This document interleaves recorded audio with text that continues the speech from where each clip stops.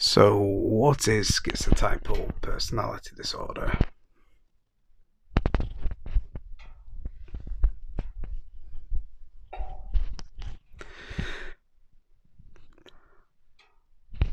It's a disorder on the schizophrenic spectrum.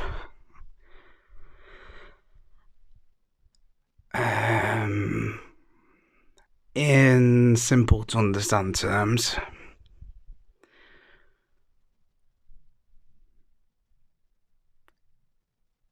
I have delusions, I have psychotic episodes, I have mania, I have depression, moderate depression. And how does that affect me?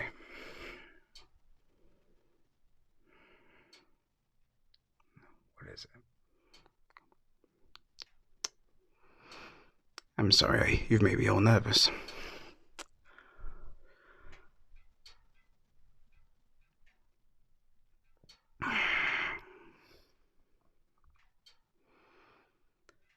Schizotypal is very similar to schizophrenia. It's just less intense and less frequent. If someone has schizophrenia, then they're probably having delusions all the time, psychotic episodes all the time, and they have no grasp on reality.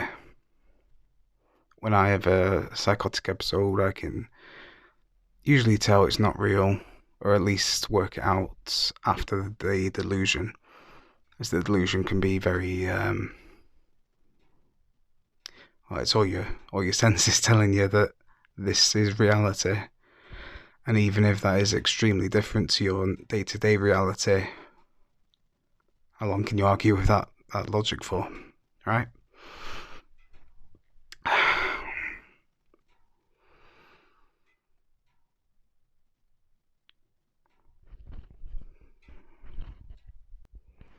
So modern research, don't worry, no jargon here.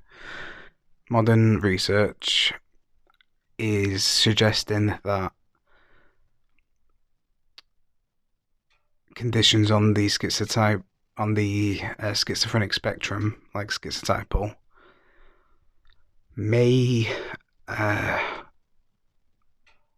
not be a mental health illness as we've understood it, and may actually exist from childhood, similar to neurodivergence, such as autism. There's actually been studies that have looked at autism and schizotypal and seen a lot of crossover in symptoms, obviously differences as well, such as delusions and magical thinking. But, well, I had the epiphany earlier this year I was autistic, and now I'm not sure. I might be having a further epiphany. I'm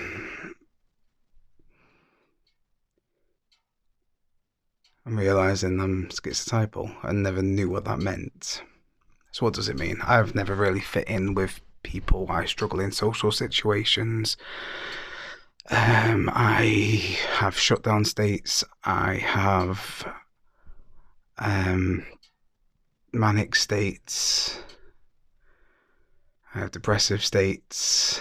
I don't have stability. My emotions are in a constant fluctuation.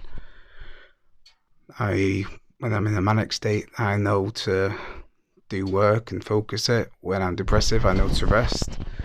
When I'm in a shutdown state, well, I can barely think, and I don't know what to do then. And when I have a meltdown, well, I try not to have meltdowns. But when I have had meltdowns in the past, it's been violent reactions, and they can lead to psychotic episodes.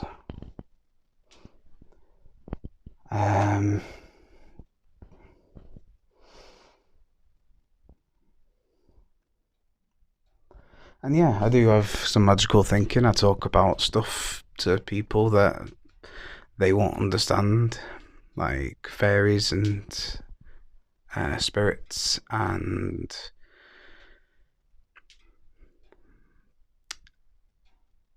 things that don't normally come up in conversation. But that's just me. And well, if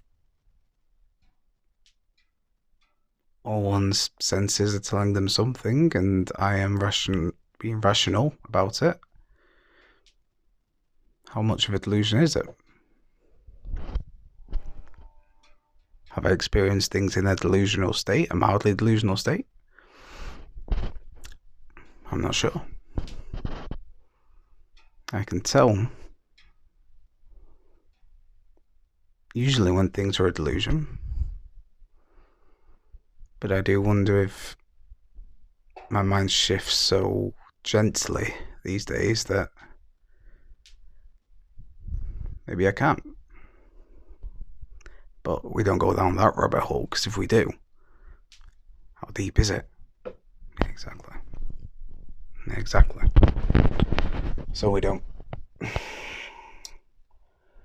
Now on to the I'm waffling here. Now on to the good aspects.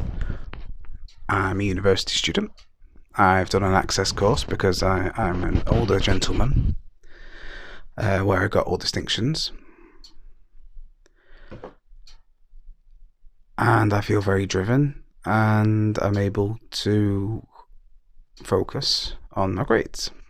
Now, I still struggle with social aspects. I do my best. I found befriending neurodivergent people, such as those with ADHD or autism, is a lot easier than neurotypicals.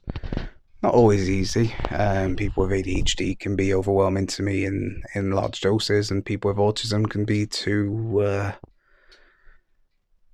difficult to reach in some cases.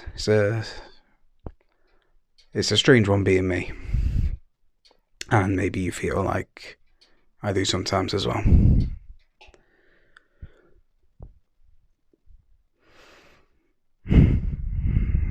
My point is, sometimes it's difficult. Sometimes it's hella difficult. And even if it's not easy, ever, you can still get somewhere.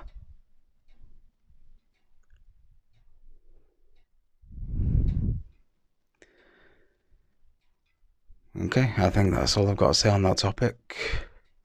I'll be back with another one.